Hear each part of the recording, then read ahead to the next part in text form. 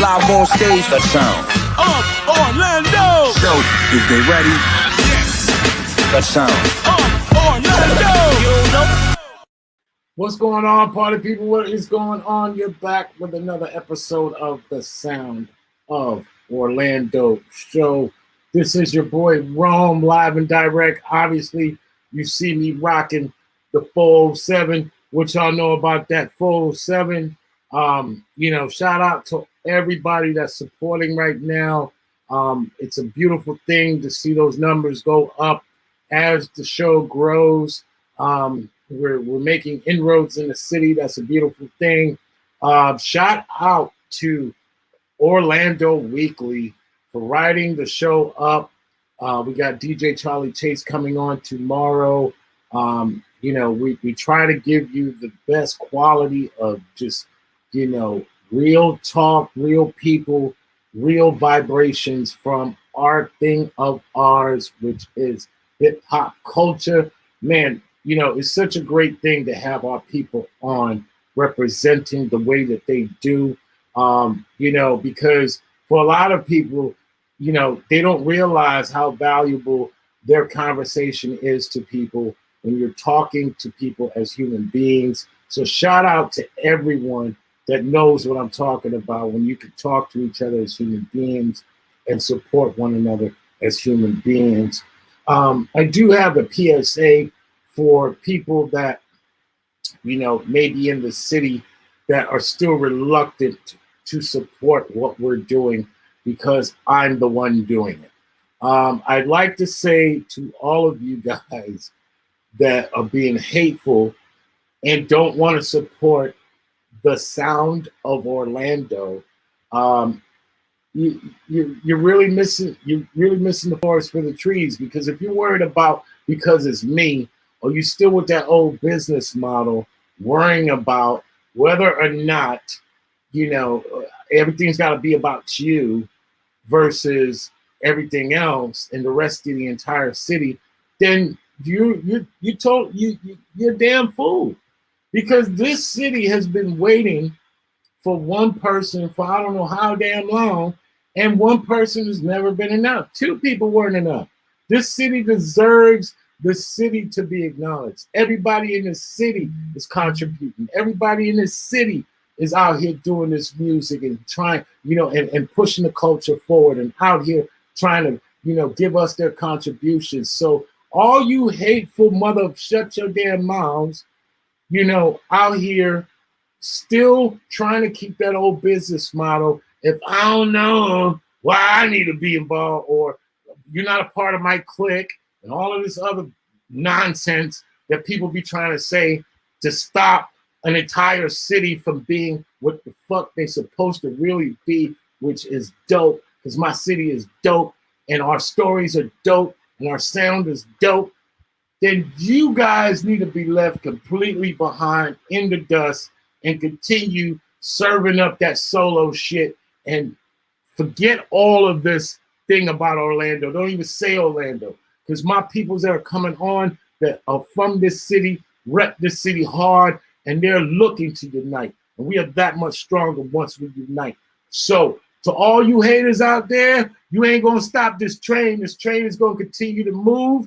We are moving for the entire city. It's all about our city, our story, our sound. We are the O. We don't just rep it. We are the O. So shouts out to all my peoples in the 407 right now. And now, so with that said, my special guest tonight is representing that O-Town sound, that O-Zone, that ORL, okay? This man right here has been doing his thing for a minute, man. He's been on radio. He's been on the Red Bull Freestyle Championship, competitions.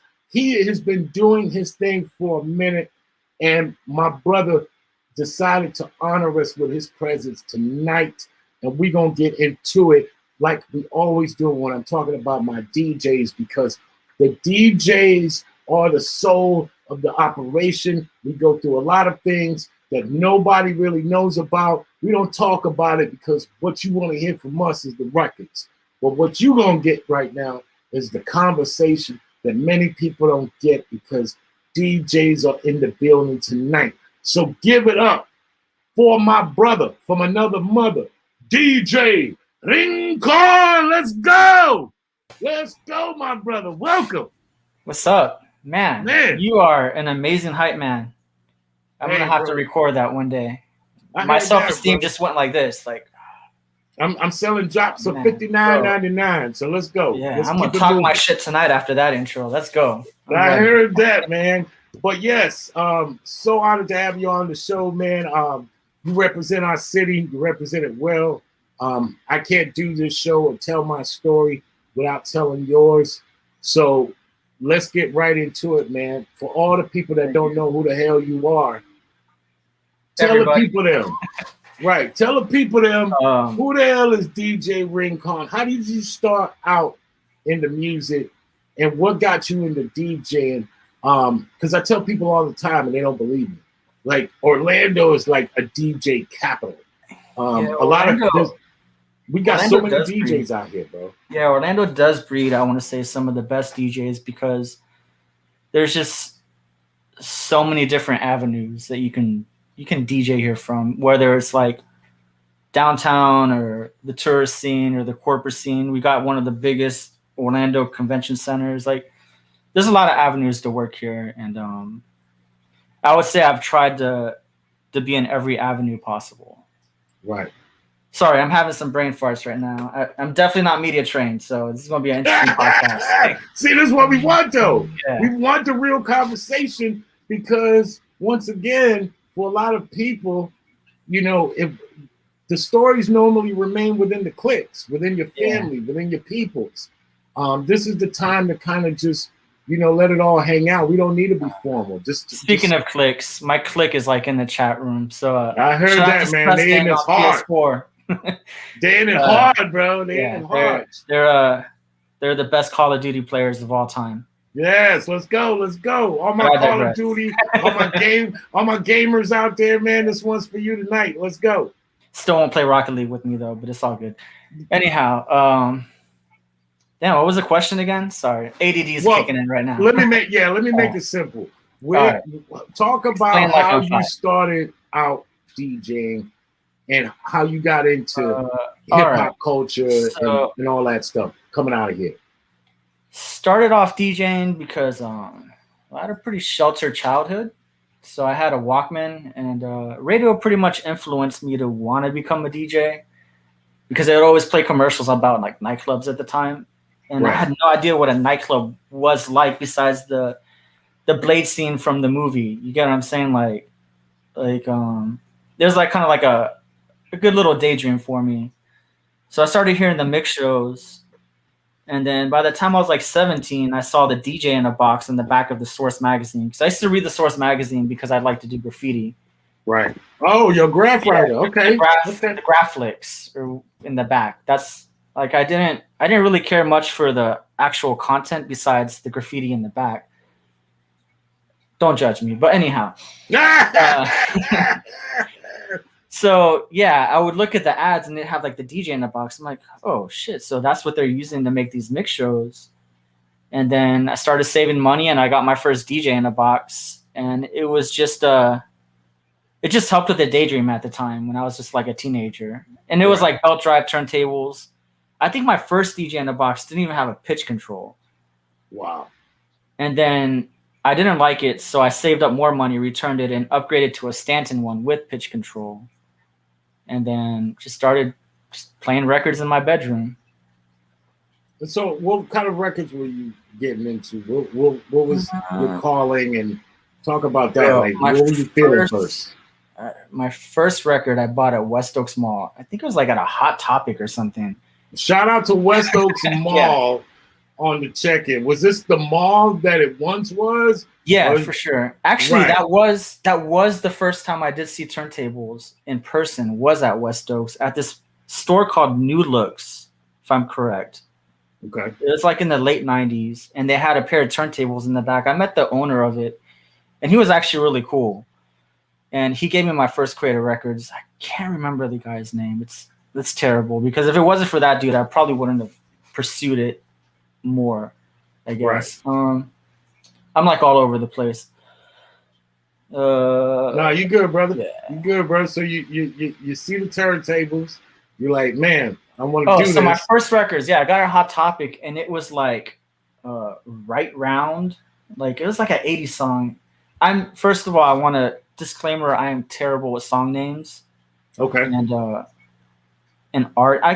I know the songs by memory when I hear it. I even know the keys of songs because I play them so many times. But I'm just terrible with artist names and artist songs. So I'm pretty sure if you try to give me like some music trivia, I'm just going to be like. There used to be a show. My mind is different like that. There used to be a show back in the 70s called Name That Tune. Yeah. So we're about to play that right now, bro. I would totally suck at that game. You'd be like, how is this guy even a DJ? Nah, but to be fair, plenty of people use cell phones and don't know none of the numbers. Shazam. And they don't know none of the numbers that they're using. They only know the names. Like I'm gonna call you, and your ass go to jail, and you don't know none of the damn numbers you were calling all that time. I feel attacked. I'm one of those people. Yes. Wait, no. I do have a couple phone numbers memorized. I definitely know my number and my parents' number. I heard that. But that's about it. But I still randomly remember high school numbers for some reason. Those are engraved in my head. Okay, so you get these records. And so what is your first call of action? All right. Do you want to scratch? Do you want to mix? What are you doing? I remember I got the record and I thought it was like, it said remixes on it. So I thought it was like a house record, but it really wasn't. And I'm like, yo, it's the 80s record. I tried to return it and they're like, nah. Like once you open it, you can't return it. So I kept it. And then I had another one, a Tribe Called Quest record, but it was like a remix one. It was like Blue and Yellow. It was remixes of their songs. And there were two different BPMs, so I couldn't really do much but scratch on it. And then one of my friends gave me the Eminem record, I'm Shady, and it had a cappella. So I scratched on that, but that was before I got the DJ in the box. I scratched on my parents. You know, they have the setup where it's like the turntable's on the top, and then there's like the radio and the cassette deck. That's actually what I first started scratching on. Okay. And then when I upgraded to the turntables, I understood what like a slip mat and all that other stuff was. Right. So you're learning how to DJ. What's the first thing in your mind that was the hardest for you to kind of get a grip on? Like what did you feel like? Because like we were saying earlier, it was understanding BPMs. I didn't understand what they meant. I didn't even know BPMs existed when I first started DJing. Like people are roasting you on the comments, by the way. Yeah, those are my friends. They're assholes. Right. It's okay. The dude saying cocaine's a hell of a drug. Like, I know, bro. I know. No, I don't do any of that. he said, but it's suspect right now. So yeah. Shout out to Joe Height for saying it's suspect. Here's the thing. If you don't know, I troll on the internet a lot. So this is an opportunity for a lot of my friends to try to make me feel vulnerable. Okay. So as you can see in the comments, it's going to be lit. Yes, please. Let's get it lit up in here, man. I'm trying to ignore them before I start on a roast fest on these people. But I digress. They're going to get the smoke on PS4 tonight. I heard that, man. Okay, let's talk about me DJing real quick. Right. Forgot this is about me. Right. So you're saying the hardest thing for you to learn at first when you was DJing was what? Just understanding the concept of BPMs. Okay. Like I didn't know what. Later on, I met a guy. My best friend introduced me to him. His name was Albert, and he kind of showed me the ropes when I was like a teenager. He's from New York. I think he's from Puerto Rico also. Rest in peace. He died. Mm-hmm. I have a whole story on that guy. Great dude. He basically taught me like music structure, BPMs. He let me my first Creator records for the first time I DJed in downtown. This is all pre-Serato days. Yeah. And I still have those records. And he lent me this record called Electric Breakdance. I'll never forget it. And that is like a record from the 80s. And that was like my go-to record at the time. because I used to DJ a lot of b-boy jams. That was what I first started doing. Shouts out to Electric Breakdance.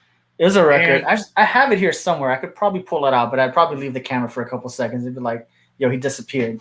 Because all my record collection is right here. Any hip hopper is gonna know. But that I can tell you that this record came with a poster that's very rare. So like a couple years ago when I discovered eBay, I searched eBay for the record and I found an unopened one with the poster and I opened it and I got the poster. So I can show you a video of it. Let me move this real quick. All right, we're moving and grooving. Yeah, that's the poster right there. Yeah. Yep. That's like it's kind of a big deal for me. Let's go. But I digress. I don't even know where I'm going with this story. Like I said, I could just ramble for an hour. There's just so many. Yo, to like, I'm not saying you do drugs. No, I don't. But if there was a drug addict role that needed to be played right now, your ass would have fucking won it. That's all I'm saying. This is dope. This is not going to be good for my corporate sponsors looking at me like, excuse me? Like, what no, let's move. I'll confess, I have had devil's lettuce, and it's my favorite salad.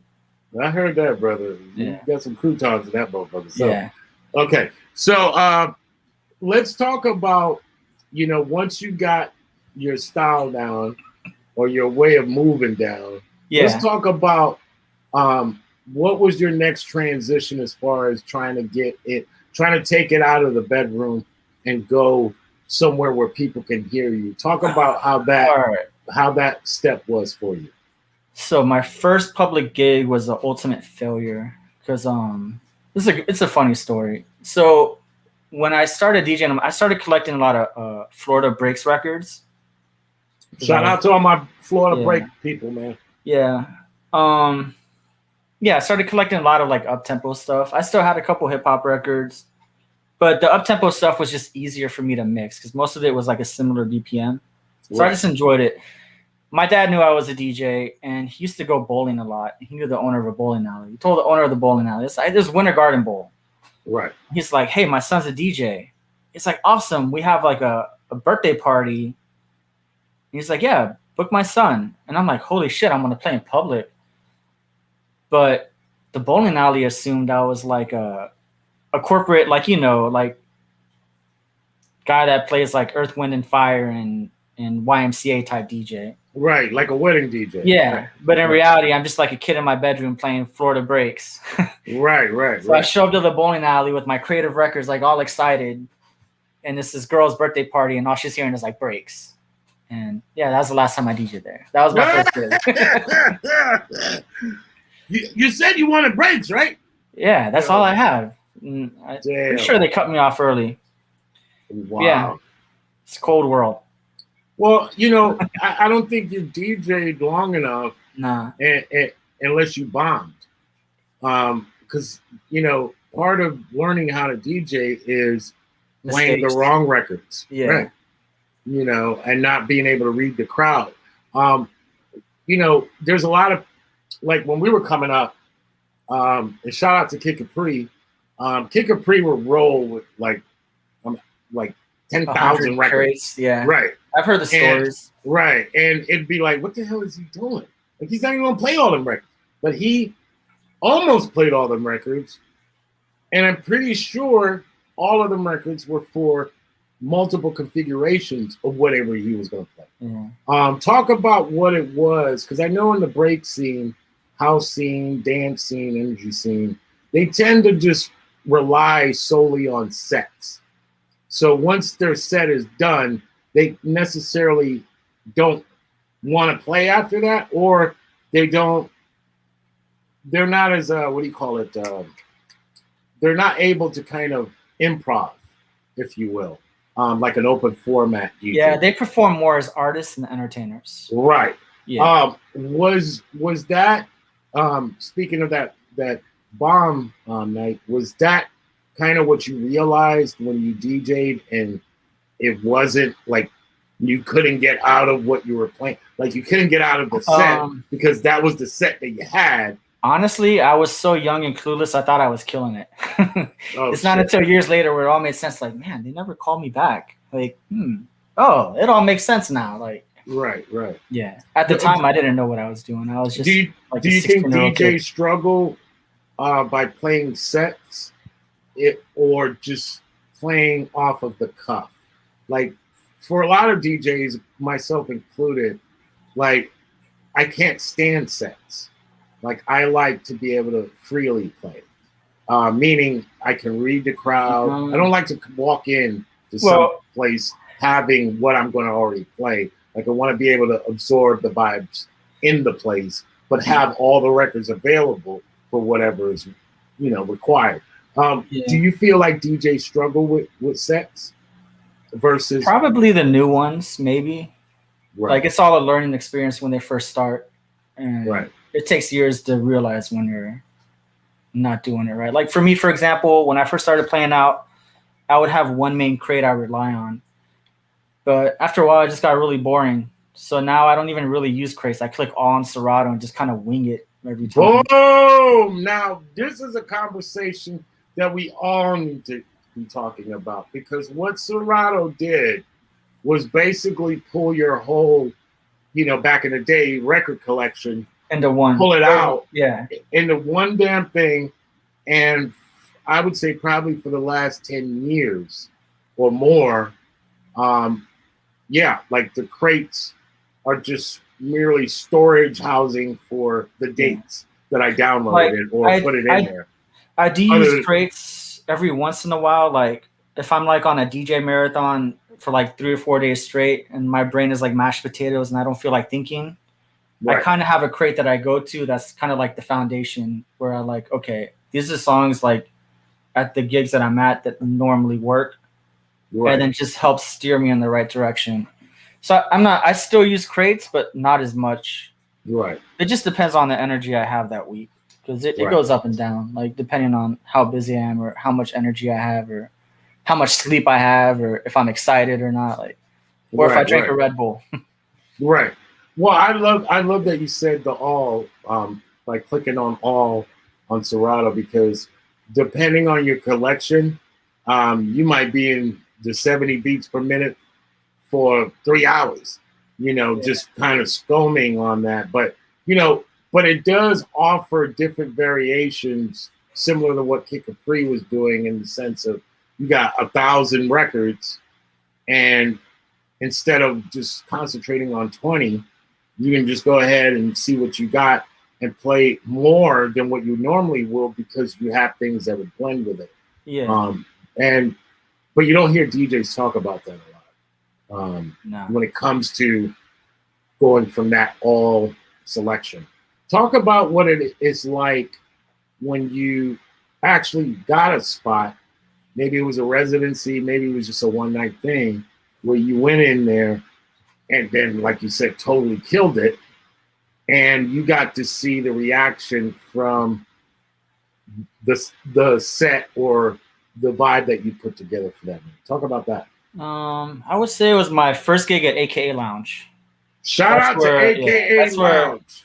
That's where everything pretty much turned into a snowball effect for me, was that venue. Because they had a Monday night. It was like a breakdance Monday. Right. So at the time, I was breakdancing with my friend when I was not as fat as I am right now. Hey, don't turn this into Jenny Craig or Weight Watchers, man. Just the soul show. Yeah. Continue, my brother. Yes. No, I'm waiting for my friends to fat shame me in the comments. But I digress. So I was breakdancing. I was getting into breakdancing at the time. And then I went to a B-boy jam. It was like a really big one. It was at the old Embassy off of Lee Road. I think it's called the Wave. Embassy. I think it's called the Wave at the time. Wave. So yeah, I went there, and then they passed out a flyer for Monday nights at AKA Lounge, and my friend was like, "Yo, we should totally go there and see the breakdancers." And I was like, "Holy shit, there's like local breakdancers out here that are really good." And then my friend talked to the promoter. He's like, "Hey man, my friend's a DJ. You should totally have him here." And in my head, I'm like, DJ a venue in public? Like, I'm like probably in my early 20s. I'm like, nah, that's too much. Like, I didn't think I could do it. But my friend forced me to make a terrible cassette mixtape and give it to him. And he was like, yeah, put him on. So that's when my friend Albert gave me the creative records of like a lot of the old B-boy stuff that he had from like the 60s and 70s and 80s. Right. And then I just went in there and I winged it. I'm pretty sure I did a terrible job technically, but I played the right records. Right. And you just brought up another point. Because for a lot of people, DJing is like some sort of like, it's gotten to the point where you got to be perfect. Yeah. I mean, there's no excuse ridiculous. Not to be perfect with the technology, to be honest. Right, but back in those days, you said Embassy. Yeah. Serato's probably just coming out. No, it was actually pre-Serato. It was probably 2000, 2004 maybe, I think. Right, so you had to go up there with records. Yes. And the records that you went up there with, you had to make the best of those records. Yes. And back in those days, when you did that, not everything always, sometimes you may have a needle skip. Sometimes you may have, a blend that's off. Or the turntables vibrate too much. I remember they had the turntables hanging from the ceiling at the time. Right. Really weird setup. Right. Like, who does that? Right. Who does that? I somehow managed it though. Right. But you said one money shot, which was, it was the records you played. Yeah. Yeah, it definitely wasn't my technical ability that night, but I did play the right records because at the time, one of the DJs, I believe, was playing records he produced. Another DJ was playing I'm assuming it was like 90s hip hop. Right. And another guy was playing like more of the new stuff. But I came in there with like the classics, like Dance to the Drummer's Beat and Jimmy Castor Bunch and Apache, stuff that I don't think they really heard at the time, but they've heard it at the jams. And I remember I played it and it was just like, it's like a bomb went off in the building. Right. And then the promoter was like, hey man, I want to have you back. Cool. And I basically did that for like a year or two. And then, that's how I got to know all those breakdancers, was from that era. And then doing that, it also landed me my first major gigs at the time in the b-boy world, like Evolution 2 and 3 and B-Boy Unit, which are like worldwide at the time breakdancing events that were like worldwide. Right. So that was a good look for me on that level. Right. Yeah, that was pretty much. So so basically, if I'm to understand this, you were really attracted to the b-boying aspect of hip hop, and because all the records that you named, I mean, I'm gonna tell you straight up, dude. If I'm in a spot and you start playing Dancing Drummer's Beat or Apache or any of that shit, I'm throwing bottles at the bar. Yeah. I mean, I'm getting rowdy with my boys because that is the shit. That's the shit. And those are like the cliche go-to records in that scene, right? Because there's other guys that have dedicated their life to that scene.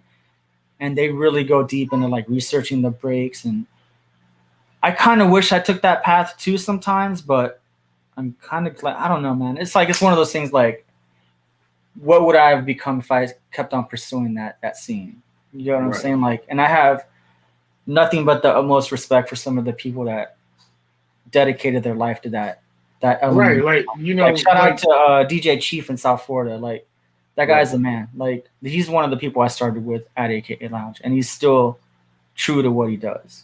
Right. Yeah. Truth be told, hip hop started with breaks.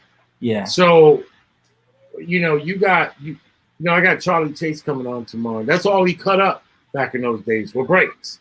Grandmaster Flash. Yeah. Grand Wizard Theodore. So don't beat yourself up about not knowing right now. Yeah. But there's plenty of time for you to know it, and you should know it, because that's really where the essence of, your collection goes. How many DJs do you know that are limited in their idea of what music is? Meaning, like they only play this, so you have no clue. Yeah, I could tell you. I'm definitely not a one-trick pony at all. Right. Like, even just what I've played this whole weekend, it goes to the whole spectrum of different style of gigs. Like, right. But when we're talking about breaks, Yeah. You know, it's almost like that's where all the love is at Yeah. when it comes to the DJing aspect and the fun of it, because you could get on some vinyl, or you know, even if it's in your Serato, and get on it and play breaks, like the old school breaks, not the new techno, you No. know, Like the classics. the Like the classics. ultimate breaks and beats and all that. Right, the whole collection. Yeah. And get on that motherfucker and have the best of time on there doing your thing. Talk about because I know you've seen it as a fellow DJ. I know you see it. It's like the argument that you hear all the time with, like, oh, you need to go to college. I definitely some heard of that is true in a sense of, first of all, college is a scam. Unless you're going to be like a lawyer or doctor. I'm using it as a metaphor. I'm saying it as a metaphor in the sense of there's so much music out there. Yeah. Why would you cheat yourself out of 30 years of music? Yeah. Or 20 years of music? Why? And you're a DJ. Like, why would you cheat? Like, why would you not want to know how the 70s sound? Or how the 80s sound? And how, like, why would you want to do the knowledge on it? Just on general principle. Yeah. Like, to be a doctor and DJ. Like, to know, okay, well, boom. Yeah, that break comes from this one. And check out the original. The original is actually better than what they looped it in. You know, and being able to kind of cross-reference that to make your mixes expand. Like, why wouldn't you want to do that? But I know you've seen it, so talk about that. When DJs say, no, I'm just going to play these 20, 40, 100 songs, if you will. I don't think I've ever met a DJ that said that, to be honest. Maybe I just have the right friends. But why right. I would assume it's just out of their comfort zone or just laziness that they don't want to know other, what's the word I'm looking for, other genres. But me, for example, I try to really study what I'm about to do because I want to be as authentic as possible in every style. There's different styles of DJing with different styles of music. Like, you know, if I'm playing like the EDM stuff or the top 40, it's all about blending. If I'm playing like new hip hop, it's all about dropping it at the right time, having the right mic presence. And there's a lot of different technical aspects to different types of music. Right. I love that you said that as well. This is my man DJ Rincon on the check tonight. We are chopping it up about DJing. He just said something that was really important, which was some people, especially when you're talking about hip hop, the importance of mic presence. Well, there's a lot of hip hop DJs that don't talk, that require MCs because they're either insecure, have troubles publicly speaking. You see this all the time. You see it's prevalent in Orlando. Yeah. I mean, there's a lot of DJs that don't talk, that don't feel comfortable talking. What do you think is mic presence? Mic presence it's like a blessing and a curse at the same time, because like there are some DJs that are phenomenal on the microphone, but they don't have like the technical skills. Some DJs are really good technically, but just don't have the mic skills. And then there are people that could do both, and it's just magical. Like I would say one of the best DJs that is great at talking on the mic with technical is Q45. Like shout out to Q45. That guy is a monster when it comes to that aspect of DJing. Yeah. But even me, I don't even like talking on the mic that much. And it just depends on my mood. Like, give me a couple of drinks if I even decide to drink, because I don't, then I'll just start saying wild shit on the mic. And I'll get comfortable. Like ladies, if you got a full set of teeth, put your hands in the air. Let's go. Like, I say it with dominance than how I'm speaking monotone right now. But I'm not at the club. But I'm really not one of those talk on the mic DJs. I'd rather have people focus on what I'm playing, and control a room with the music than have to talk on the mic. And it's also one of those things, like if they hear you talk and the crowd is already conditioned to hear you talk, then you got to keep it going, or if not, it's awkward. So it's like once you do that, then it's like you got to keep doing it at the end of the night to be consistent. But I mean, what do I know? Like, Right. No, but just- you just said some good Yeah. points, because for a lot of DJs, that's where their talent might lie. Yeah. Some people, like you said, may not be good technically, but they're awesome at playing a record and then talking to them while they're playing the record. Do you think we should have rules like that? Like, should we look at each other? I'm saying generally speaking, as Yeah. DJs, in that you hear this all the time. Oh, but their blending skills are not always where it need to be, or Yeah. they can't scratch. For all the blenders that always yell about blending, a lot of those blenders can't scratch for nothing. A lot of the scratchers sometimes have difficulties blending. Do you think we should be kind of getting on to DJs saying whether or not they're a real DJ, if they can do this or that, given the technology? Or do you feel like we should be a little more open now that technology has opened so many other possibilities in DJ? That's a good question, man. I feel like I'm really in the hot seat. You're in the hot seat, bro. Yeah, it's hot in here. It's turning on the fan. Well, All right, repeat that again. Explain like I'm five, because that was a lot to take in right now. I'm. Right now we live in an era in which there's a lot of people critiquing what DJing is. Some are DJs, some are not DJs. Some are blenders, some are scratchers. Some can do both, some can't. And for a lot of people, it's confusing because everyone's trying to say, okay, well, he's not a DJ if he can't talk on the mic. He's not a DJ if he can't scratch. Because a lot of the blenders, the true mixers, they can't fucking scratch at all.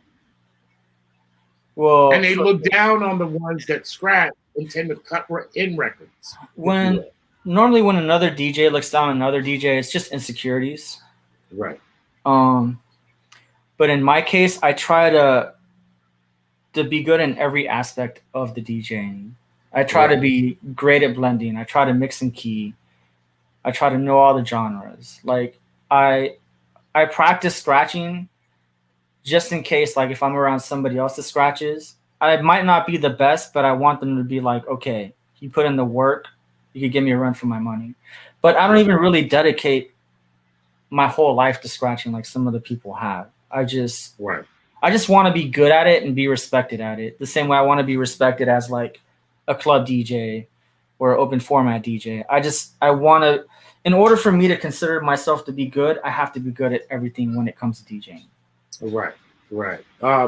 Shout out to your peoples, Renzo in the house. Shout out he to got Renzo. high. He said he got high and forgot the question. Shout out to Renzo. He has the #1 steakhouse in Tampa. No, hell no, man. If you're ever in Tampa, this guy's steakhouse is great. Man. Definitely spending my stimulus check there. I heard that, brother. But yeah, you said you're wanting respect from your peers, which for breakers, for rappers, for MCs, for DJs, for graph writers, you want respect of your peers. But then to how far does that go until it's now really like we're not pushing the envelope? If we're supposed to continue to push the culture forward, which DJing is one part of that culture, then if we all stay in the same lane, meaning, okay, this guy could scratch and mix and do all of this, I don't think we're pushing the culture forward as we should be, because at the end of the day, your skill set may not, like you said, you're not really into scratching. But there's 100 DJs out here that tell you, dude, I'm not making anything without no scratching in it. And a lot of the new technology outside of that new Serato, that new Rain motorized turntable. The new Rain, the turntable or the controller? The controller, right. I haven't used the controller yet, but I'm assuming that Rain will do better than Pioneer. No, well, that's apples and oranges. Me personally, I love Pioneer. I haven't used the Rain yet, but I just bought the right, Pioneer SRT 1000, and I love this thing. But right, I've also practiced enough to where I can do the same routines on turntables that I can on a controller. right. Well, for a lot of people, that's difficult Yeah, because the controllers don't always like you hear this all the time too. A DJ should have started out with turntables first and then the controller. But for the process of doing that backwards, going from the controller to a turntable, it's actually, you hear it all the time. It's a little more difficult because your hand is where all the action is. And a lot of this stuff doesn't feel, so if you train your hand to something that doesn't feel right, then you'll feel like, okay. And then there is that adjustment from a turntable to a controller. You gotta learn, but it's easier because most turntables aren't the same.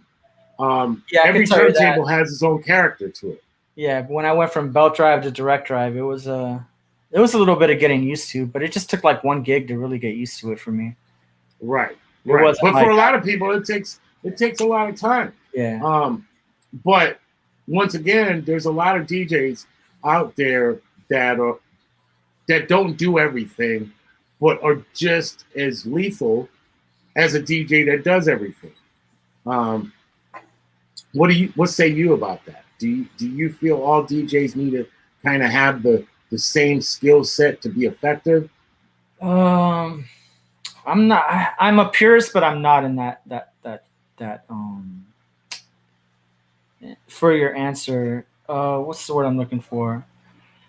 I don't think every DJ should have a skill set, but I do think they should take what they do seriously.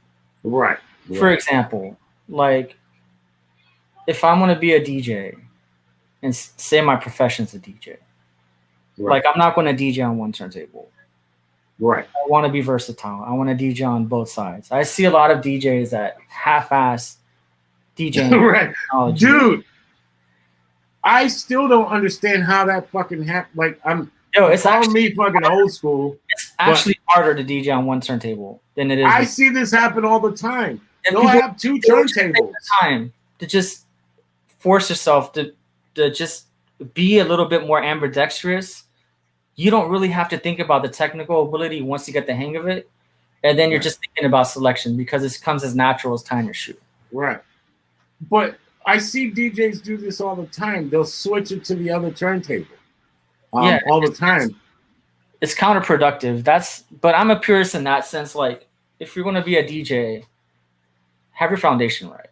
Like, take the time and learn the DJ on both sides. Take the time and learn the music. Take the time to understand what you're doing, the crowd, like the mood, and etc. Right. Do you feel that DJs tend to be so competitive that DJs don't share secrets? Like, like if you see somebody struggling with something, and let's say, I've DJed for since I was 14 years old. Yeah.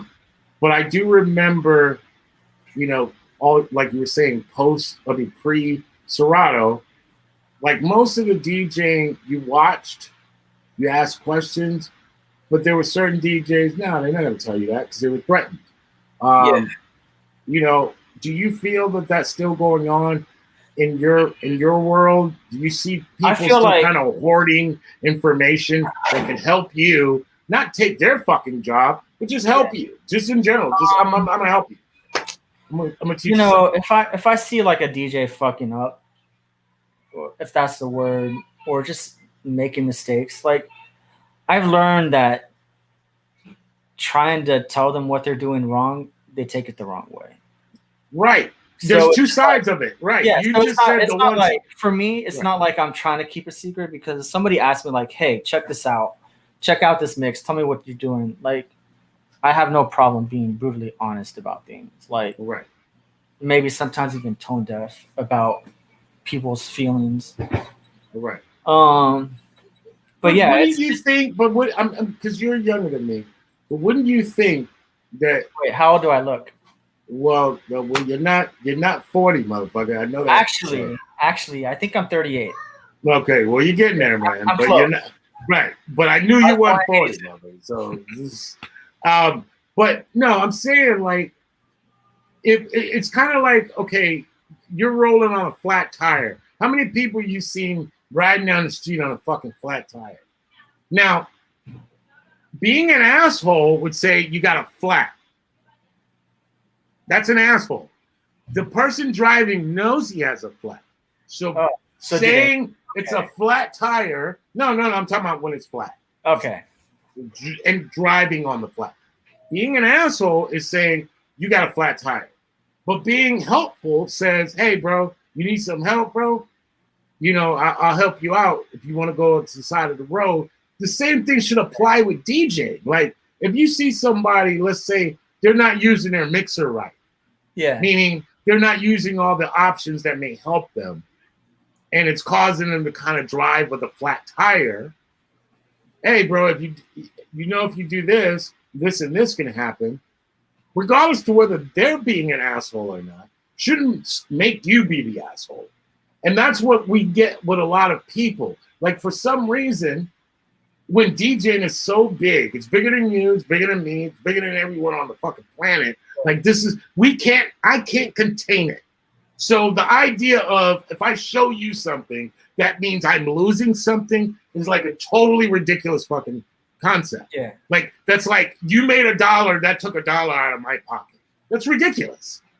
But we don't talk to each other in a real way sometimes to help each other, knowing that not only the shit that we got to face as DJs, meaning they want to pay us $50, that we spent $10,000 on our rig, all the other shit we got to face as DJs, but we're not talking about shit that can help us be more, help us. Like you hear that saying all the time, I'm going to help you, help me. Right? Or let me help you to help, or whatever. You know what I'm saying? At the end of the fucking day, DJing is an art, but it is also a craft. And if I know better tools to help you out, that doesn't cost me nothing. All it just says is I could tell it to you. You can leave it where the fuck you want it. Yeah. Don't you think we would be a better community? Like, so we would stop these fucking promoters from taking advantage of the weak ones and give ourselves more value as a community if we talk to each other? Speaking of that, I did start a group for DJs, a secret group on Facebook where we do help each other. Everything from like gig swapping to technical questions to selling equipment.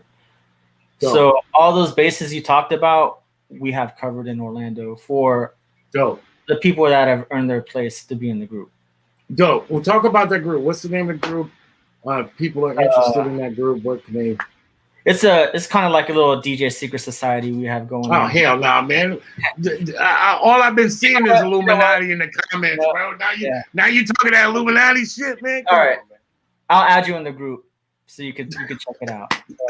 But it's a secret private group, and we all basically like it's basically all the main players in the city. We all come together and make sure our bag is secure. Right. Well, I get the money part. The money is the obvious fucking elephant. Well, the bag and like just new stuff that comes out with the DJ world, or just like sometimes music opportunities, questions, if there's somebody's troubleshooting, or even if like somebody's in downtown and they forgot a cable or something, you just make a post in the group and somebody will come out that's in the area and look out for you. That's dope. Well, we need that. We've been needed that. And it shouldn't be no fucking secret group. And surprise, no secret DJs. There's not like DJs in secret DJ places. They're DJing in public. Like it should be. Yeah, surprisingly, I don't think the Orlando community is that standoffish compared to other cities. We're pretty united here because of that. Right. But yeah, I will say the name of the group is called the Mini Horse Polo Club. Okay. It doesn't make sense, but that's just the name we came up with because. Well, we'll just call it Illuminati and confirm everyone's suspicions out That's there. a whole nother story, my friends. That's right. Maybe we'll get to But- that part. No, but that's dope. Because Yeah. we need that. We Yeah. we need to And, be better stewards of our culture. Yeah. And if we don't share what we know about it and only leave it to fucking people and hope that they're not egofied and won't tell nobody and won't tell nobody else, then how are we pushing the culture forward? We should be helping each other, whether young, old, to be better, because We they're- help each other. It's just a matter of knowing what people's intentions are before we right.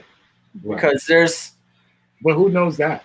it's one of those things that over time you get to know people's character. Right. 'Cause- But who knows that, really, right? Like, Yeah. whoever knows. Like, people get married all the time. They don't know the fucking intentions. You know what I'm saying? Like, people get into business. They don't know all the intentions. yeah. Like, so Yeah, I get what you're saying because I've dealt with a lot of betrayal. right. Well, But that's you just better part of burn. You better burn all those bags, because the only betrayal I want to listen to is when I listen to that stupid ass song from Mark Kelly with the soap opera record. Like, that's the only time I want to hear the betrayal on a record. You know what I mean? Like, Yeah. we got to be better than that. All I'm saying is, not you. I'm not saying that it's Yeah. you. I'm just saying, like, as a community, we should be sharing this knowledge if we want to push it forward. If we want things to stay the same, then we'll continue to do the fuck shit. But if we want things to be pushed forward, So tell me, what would you like to see pushed forward in the DJ community? I would definitely like to see our conversations and our community grow. Meaning, we talk to each other, even if I don't know you, even if I didn't come up with you. It's kind of like you know how people are with certain other things. They, you know, there's an actors guild where actors, you know, from all walks of life, they come together and they, you know, they're able to discuss with each other, you know, whatever they're dealing with in acting. We should have that very same thing for us, because as DJs, you know, we're segueing into our other point. DJs deal with a lot of fuck shit, and some of us, you know, we kind of fucking we promote it. We make that shit like it's like the shit. Like, fuck him. He only got $50. Like, you ain't gonna get fucking $50 because he's getting fucked. You're gonna get fucked. They're gonna come with you the same excuse. You don't have no representation. Nobody's coming around you talking about, you know what I'm saying? Like we represent this coalition of DJs, and if you fuck him, you're fucking all of us. Yeah, you're not doing that. Yeah, actually, we do that here. Like, well, in my group, that is. Right. Right. Yeah, there's a lot of people that have done, or venues that we've just warned each other about, and just you'll see. Well, I'm loving the idea, the concept that you're talking about.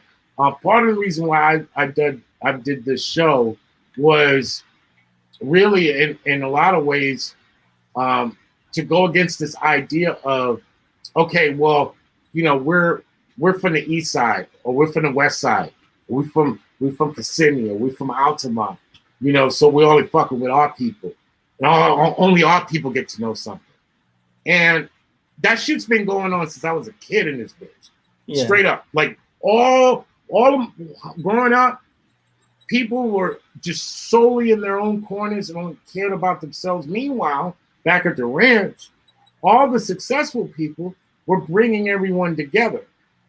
This is what I'm thinking as far as, you know, moving on to our next subject. Yeah. You've seen some of the shit that goes on in Orlando promotion, nightclub owners, you know, where they sell tickets, force you to buy them so that you could perform, or pay people to DJ. What say you about that? Let's get Rincon's take about how he views the idea of this kind of, it's okay if they're getting fucked as long as we're not, and how that works in a city, to which if you're trying to bring light to a city and make the city successful, how does that work at the end of the day? How does one guy or one clan or one crew take the city to another level if they're letting the rest of the city starve and kind of be fucked, if you will. Can you give me an example of where this has happened? Okay, a great example, right? So we got this thing of there's representation, there's taxation without representation. You've been on the radio, you know what the radio is like. Yeah. Why is there not a more bigger local presence of the music that is in our city on our radio stations? In your mind. No, in your mind. I want your take. Don't give me the stars. No, there is. WPRK. They play a lot of the local music. Last time I checked. Right. I just handed you a butter knife and you gave me a fucking Rambo. WPRK, that really? WPRK, like, yes, they've been around forever, but that's a college station and they're not the heart of the city. You know, a lot of the stuff that goes on or happens on a major level that people tune into. So why don't we hear our city? Like local artists on commercial radio in Orlando. On commercial radio. Why? When you hear it in New York, when you hear it in LA, New York is a huge market. You could become popular in big cities and go platinum. Like somewhere like maybe Texas or something where they have DJ Magic Mike. When he went platinum, he was played on the radio here. Yeah. All day long. Actually, like I grew up listening to DJ Magic Mike nonstop on the radio. Magic Mike is probably or is one of my closest friends in this industry. He's one of the people that I could depend on for anything. Like talk to him like every day. He's helped me a lot. He's one of the realest people I know. Like just to sum up. But right now, and they played him on the radio station that was available to us nonstop, which was 102 Jams. He was on 102 Jams nonstop. And so there was support here for him. There was support because we were able to listen to it. But you asked for an example, so I'm giving. Does the artist really need radio to blow up? Because these artists are blowing up on the internet first. No, but you're missing the point. No, they don't need internet, but they wouldn't need internet if they weren't from here. We're talking about the representation of a city. We're talking about the idea of, you know, one thing we all have in common, you live here. Yes. It's kind of like letting a serial killer run rampant. And because it's not in your neighborhood, it doesn't matter. Right? So, you know, they can get played somewhere else. Why do you need to get played on Orlando radio? Yeah, but Orlando commercial radio is all based off of like what's commercial, like household names. Like I feel like for an artist to make it in the radio in Orlando, he has to become a household name first. And they got to put in the work. And I mean, maybe I sound tone deaf, but I haven't really heard any Orlando artists come in my radar like that since Miles and South started. No, and I love what you just said. No, and I love what you just said. And I'm also going to clarify that no Orlando artist has reached out to me. You get what I'm saying? Like, I've DJed. Wow. Dude, say that one more time. No, stop right there. Stop right there. Breaking news, people. Breaking news. Let's go to breaking news. Breaking news never stops. Turn this motherfucking sound up, man. Blast this. Turn the whole this up. Breaking news, people. No one told him to play any music. Yeah, like I would say when it comes to like Orlando artists, the one closest to was probably Matt Ills. Like I have an actual relationship with him. I've traveled with him.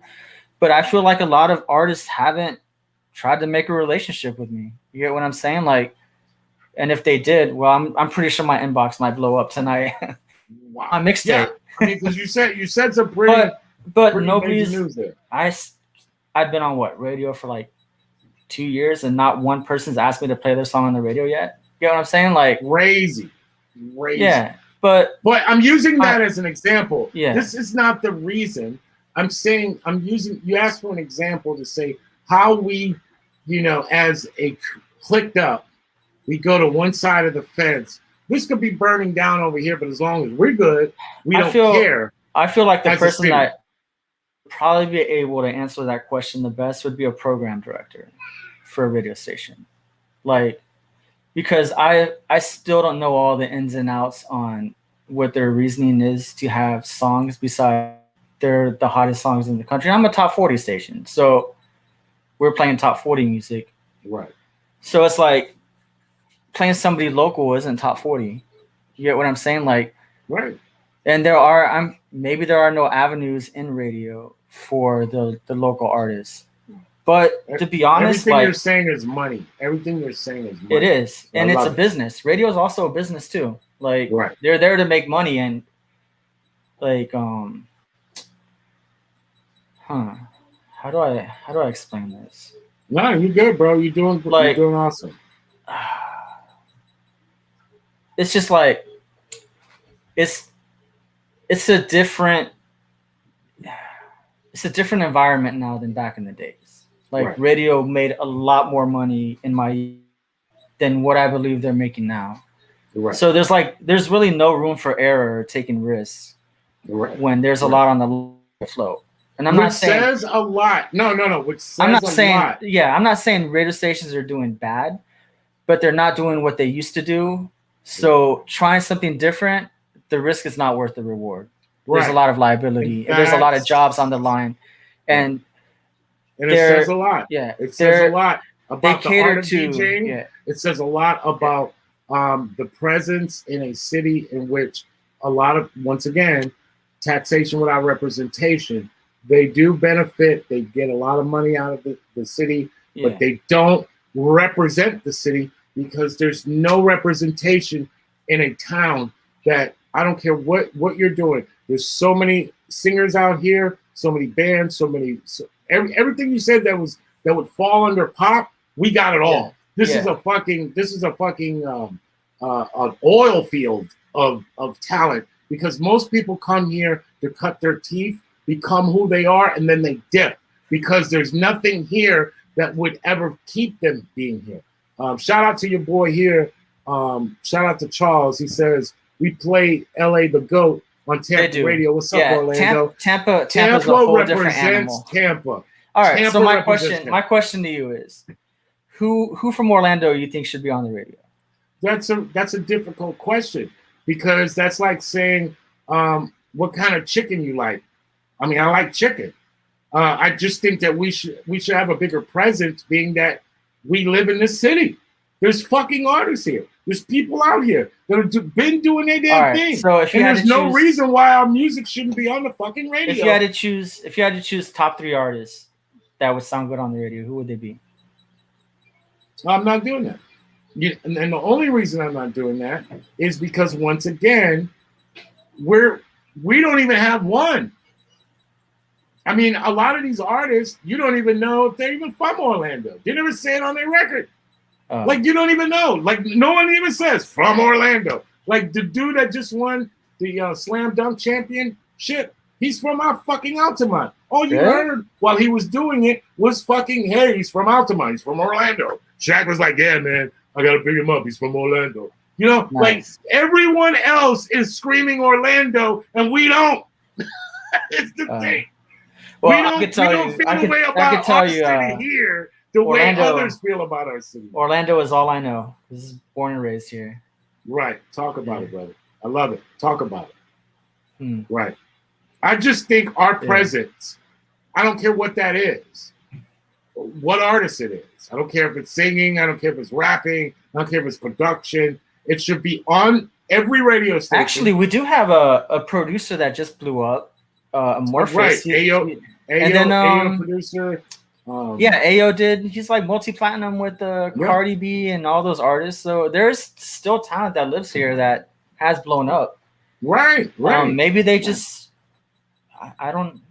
I just think we could do better. I don't subscribe to the idea. Oh, fuck it, because it affects us all as a culture. We all are affected. That means instead of being the premier place and being a part of, we were talking about DJing before. Yeah. What made DJing really dope was being able to break records, playing some new shit that nobody knew about back in the day. Yeah, but breaking records, the way people are conditioned now, it's like not every venue, but a lot of places I've Not played where venues, not just venues. It yeah. could be on your But just mixtape.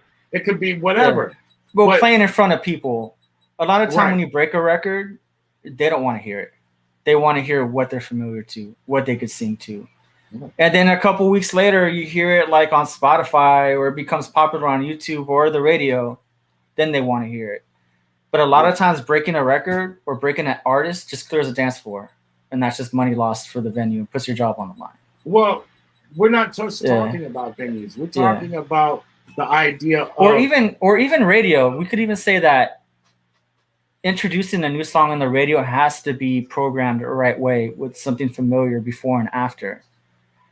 And you have the opportunity to lose listeners if something is unfamiliar. Do you get what I'm saying? there's an So I irony think- to that. yeah. There's an irony Yeah. to that because they're still losing listeners. Yeah. Right? They're still Yes, losing listeners it's- without the risk. It could be Right? just like they're losing. still Well, I they're mean, still kind of losing the very thing they're trying to avoid losing. Yeah.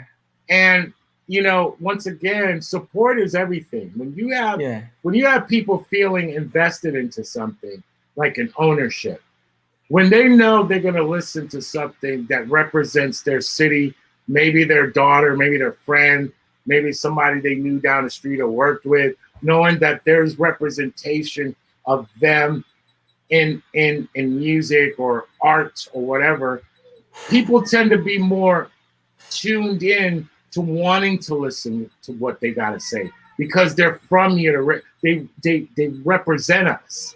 Yeah. But it's just like we deal with politicians, right? Like these people don't live here no more. They live in Washington and they act like they're not even representing us. So it's taxation without representation. Yeah, there are people that have made a career here and then just moved to another city and they're just like, Orlando, Give what? up all the resources. Right. Take everything we got, dip, and then say they're from Or even DJs leave Orlando and they'll start traveling and just be like, so-and-so from Miami Right. Beach. And it's just like, Right. you're not from Really? Miami. Like, Really? Right. Yeah. It just creates for horrible conversations with people. There's a lot of people that, don't live here that love it here. There's a lot of people that live here but hate it here. There's a lot of people that feel like, once again, if you feel invested into something, if you feel like there's going to be some representation, whether it's somebody you just know or overheard, shit. I don't know that dude that won the slam dunk contest, Anthony, whatever his last name I was. honestly have no idea. I don't even watch sports, to be honest. He's from Altamont, which represents our fucking city. So, like, that's like going to a Magic game. Like, that shit says Orlando in the front. Yeah. I'm with it. But if most of the music that you're going to hear is not even from here, and most of the fucking news ain't about shit coming from here, when we got all this fucking news, all this breaking news, all this dope-ass music, all these dope-ass producers, singers, all these dope-ass motherfuckers, and then nobody's talking about it, and we're supposed to be running under that and accepting that as a way of doing business, which is bad for business. That's like Walmart saying we're not serving these people. When Walmart literally has its doors wide open. Come on, right on in. Yeah. We have to be better in this city and represent this city. I mean, there are places where like, I know Austin's on Monday. They have like shout out to my man Sniper. Yeah, I used to go to those things. Austin. I think I DJ'd a couple of those too back in the day, years ago. I don't know if that's back in the day, but yeah, I know a lot of those guys. I used to do a DJ the showcasing night at AKA Lounge on Wednesdays too, back in the day also. Yep. And there was a lot of artists that performed there.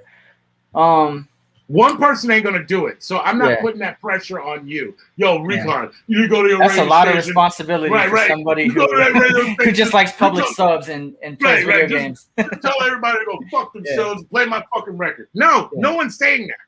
What we are saying is that you're not alone. If you felt that fucking way, then if we talked like we're doing tonight, then we would know that you're not alone. I'm not alone in our thinking. How many more motherfuckers feel the same way? And And regardless of what money they got, at the end of the day, just like motherfuckers storm the Capitol, well, there Yeah, needs that to was be wild. some right. There They needs were to be guarded some by the Boy Scouts storming. that day. Like how the hell did they storm the Capitol? Like Right. that's There needs to crazy. be some storming of our places in which people have took over, are sucking up the resources, and are not representing our city in a great way. So what would you like to see the artist take over? It's very vague.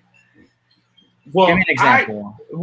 In the perfect world in Orlando, tell me what you think would be the perfect. One thing I would like to see once again is what we're doing tonight, which is we're talking. Dialogue. Yeah, we're talking. I'm letting you know that if you felt that fucking way, you're not alone. We need to start coming together as a people, as a community, and saying, you know what? Yeah, I don't know them dudes. Yeah, they live in Pine Hills, but they got something good. Let's put that on. I don't know them dudes over there in the East Side. So you're got saying, something good. Let's put that on. Give people an opportunity to shine. Right, because they represent us as a city, as a collective, not my crew, not my clique, not what I like. People have to build relationships, man. Like actually happened on Saturday. I was at a club in downtown, and this guy walks up to me. It's like peak hour, packed, going in. I'm in the zone. I'm trying to concentrate, and he's like, "Hey, play this song off of YouTube." I'm like, "Hey, what's up, man? Like, I don't know who you are, and why do you think I'm gonna play your song now in this packed venue?" Like, right, that's stupid. Didn't even introduce himself to me. He's like, "Well, he's Tory Lane's artist." I'm like, "Okay." He shows me the name of the artist, and I'm like, I don't even know who this guy is. Like, how do I even know this guy is lying to me, like, or telling me the truth? But it's just like, there's unrealistic expectations from people when it comes to like getting their songs played. Right. Like, and that's why I say build a relationship. Like, I haven't had any artists from Orlando really reach out to me. And you hear that, Orlando? And I'm not saying like kiss my ass or take me out to dinner or some shit. Like, just be a normal, cool person. Like, you hear that, Orlando? Like, he if said an artist nobody has sent him music. If send that brother some music. Yeah. If an artist, like, for example, if I was an artist and I wanted to get my music played in the club, which I honestly don't think would really make a difference getting it played in the club, unless it's really good and it manages to keep the vibe and just fits the mood of the nightclub. But anyhow, if I was an artist, I would want to become a familiar face with the DJ. Right. Like, get to know them, like, have small talk, support the nights. Like, how many nights have I been to where it's just like I start a night and because it's not popping, nobody wants to show up. But then when you're DJing a full packed club or a high-end venue, everybody wants to be your friend. Like, be the artist that's going to be there in the bottom with the DJ. Oh, this is what we're talking about. Like, talk that shit, bro. Like, talk that shit. I can't count how many times like I've been at a prestigious venue or something, or one of the hottest parties at the time. My phone is blowing up with people. Everybody wants to be your friend. Everybody wants to get on the guest list. I'm a nice guy. I put people on the guest list. But the second you break off to do your own thing and they don't consider it popular at the time, people show their true colors. Right. And they don't want to support. So if you want to be an artist, be the guy that's going to be genuine, that's going to be with the DJ at the top and on the bottom, and they'll remember you. And not even be like a friend just to get your music played. Just be sincere, legit person, and it'll come. Let nature take its course. Shout out to DJ Quest. Big Haiti. What's up, Quest? He's saying, I hear a lot of music from Orlando down here, but I never hear Orlando DJs talking about these artists. Well, in my case, none of the artists have approached me. I can only speak for myself. Right. And I probably would listen to the music that they sent me. Like, if I knew them personally or if they made a good impression. Like, just like, hey, what's up, man? Oh, I've seen this guy at my spots a lot. He's supporting what I do. Why wouldn't I listen to their music? Like, why wouldn't I want to invest in it? Because that's something I could get out of it too. Like, let's say I break the record, they become big. I could be their tour DJ or something. Like, Right. because you never know. Like, you never know who's gonna blow up. But you do know by not playing it what happens, which is nothing. Right. You do know what not doing, what not by not supporting anything in your city. We know what happens because it's nothing. Nothing happens. We're all sitting here out for self and doing our own little shit and saying fuck everybody. Yeah. And that method has been working. That has been the business model that we have continued to do in this city for a long it's really, in fucking my time. opinion, it just really takes people reaching out to each other. Right. And talking. And I would like to mention, because I have been around Orlando artists, and I'm not saying all of them have an ego, but a lot of them do have an ego. And I think that's probably the problem, is like they're not approachable. Like, you know, like just be cool. Like, introduce yourself, get to know someone. It's not going to happen overnight. Everything takes patience and takes time. But like I said earlier, if I see an artist and I see them often, like, and they're supporting my event, why would I be addicted to them and not want to play their track? If they bring people with them, and I notice that an artist has like an entourage or people are coming out to party to them, and I know if I play their song, they're going to support the song, why wouldn't I play it at a venue? You get what I'm saying? I don't have control of what I can play on the radio. Like, I really don't. I have suggestions on, like, what's up, Ravi? Ravi's the kingpin of the car scene. Like, I could talk a whole nother hour on my history with Ravi. Like, he's on the top of the pyramid of the car scene in Orlando. Yeah. Probably somebody interesting you could interview. He's very opinionated and he makes a lot of sense. Very close friend of mine. Well, what we're talking about is the obvious, the slow-hanging fruit. This is the state of our city. We need to make things better. Like you were saying, we need to reach out to each other. Stop acting like we're too good for each other just because you don't live where the fuck I live. Just because I don't listen to what you listen to. I haven't even seen any type of like animosity on different sides of town since I was in high school. Like if somebody tells me where they live, it doesn't even really matter. But I remember in high school, like people would fight all the time at the mall for their high schools, like at the food court and stuff. But it is high school. Yeah. I agree with you. That's like a high school mentality to me. It is, but unfortunately, that shit is. I didn't even know that really existed in the local scene like that. Or it does. Yeah. There's complete disunity at times based on we don't fuck with these cats over there. We don't fuck with these cats. We're all clicked up. It's a clickable city. It's Orlando. It's not that serious. Right. But at the same time, we see Atlanta's. Yeah. And we know not everything that comes out of Atlanta is good shit. A lot of it's trash.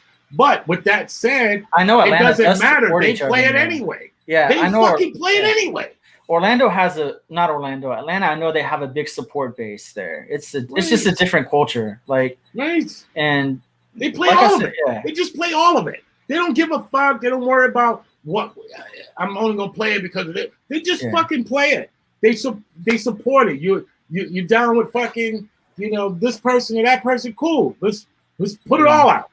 And we that's a great business model. It would be nice if Orlando was that open, but maybe I'm just talking from the type of events or clubs that I do, where I'm not. It's the stuff that I do is more commercial now. Like, so for me to play a song at one of the clubs, it would take a lot of support from the artist to be there. Do you get what I'm saying? Right. But I'm pretty sure there are lanes or different nightclubs or venues where you can't play that. I think there was a place on Pine Street that played a lot of local music too. On the other side of Pine Street, I forgot the name. Well, it needs to be played in context of what's being played. But like one song shouldn't be enough to ruin your whole night. But actually, it is, because there's a lot of competition. Like, all it takes in one of the venues that I'm at is one wrong song or one mistake, and that's the perfect excuse for them to go check out another venue because of people's short attention span. A lot of people don't understand that. Like, all it takes is a matter of two songs that don't fit the vibe.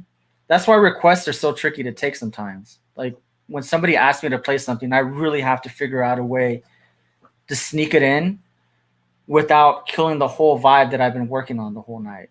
Right. And that also applies to like if an artist wants to approach me with music, especially if I don't know the music, the risk isn't worth the reward. Because at any moment I could lose the crowd. If I lose the crowd, like that's my job on the line. You get what I'm saying? And when a night is slow, no matter what venue it is, the first person that they're going to point the finger at is the DJ. No matter what, because nobody wants to take accountability for them not doing their part of the job. Because in order if they knew that they couldn't just get rid of you like that, and you were part of a DJ union like they do in Vegas for we're hospitality. We instead of food, we serve music. This is what we do, and we don't have any representation. Well, Vegas has agencies. They have contracts. They could still get rid of you, but they'll just replace you for somebody else in the agency. Everybody's replaceable. Right, which means that you're not getting fired. You're just being reassigned to another spot. But you could still get fired because they're like, yo, you're fucking up. You lost the crowd. Like, if you fucked up at this venue, why we want to book you at another one? Like, there's a lot on the line when it doesn't sound as serious. No, it is. I know as a DJ, there's a lot of pressure on what we do. Right. And in order for a venue to work right, everybody has to do their job. Everybody is a moving piece. And at the same time, everybody thinks their piece is the most important. Right. And it's like, it's really not that simple. Like, unless there's a relationship built, unless you know the song, unless you know what time to drop the song, if you have an exit strategy for the song, if it's not working, everything has to go like super quick at these spots because like all it takes is one mistake and you're done. Right. Like there's a lot of pressure on the DJ's shoulders. Do you think that pressure is fair?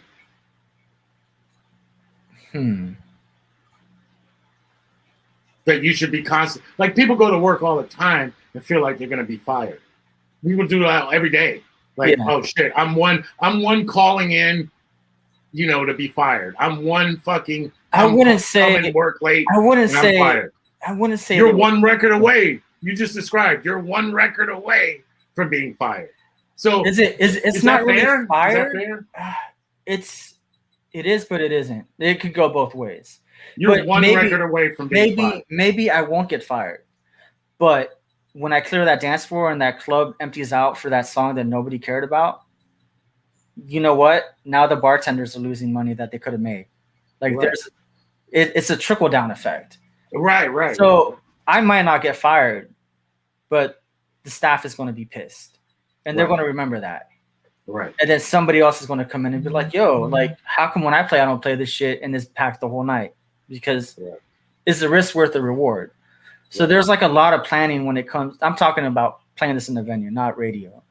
But I'm more experienced in venues than I am in radio. Right. Like, everything you said was dope. Yeah. Because people need to hear. Yeah, people don't understand both sides of that. Yeah, people don't understand the amount of pressure we're on to perform, and there's competition. Like, for example, downtown Orlando, there's options. Like, you have to figure out how to be so good to make people forget that they're going to go to the next venue because people want to bar hop. So you literally have to read the crowd in downtown. You get a group of girls that come in or a small group of people. If you could manage to keep them on the floor or at the bar until the next group of people come in, and they're like, oh, there's people in here. It's not empty. And then more people come in. Then that first group of people could leave. And then next group of people come in. You could still keep on building the momentum of the night. But if you fuck up and clear out a club over something like, I'm not going to say an artist song is stupid, but over a mistake or something like that, and the club just stays dead for the rest of the night, and then the group of people come in and it's an empty, cold room, and you're playing bangers, and you're trying to do the best you can to keep the room alive, they're just going to walk in, this is awkward, and leave. And it's hard to recover a room like that. So there's a whole process to building a club night or just curating the party right.